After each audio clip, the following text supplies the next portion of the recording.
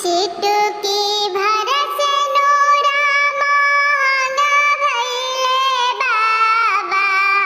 चुनरी भइले अनमोल हे एही रे से नूरवा के कारण बाबा छूटेला नहीं हर मोर हे एही रे से नूरवा के कारण बाबा छूटेला नहीं हर मोर हे बाबा जे दिहला नयन धन सोनवा आमा जे लहर पटोर हे भैया जे दिहला हंस राज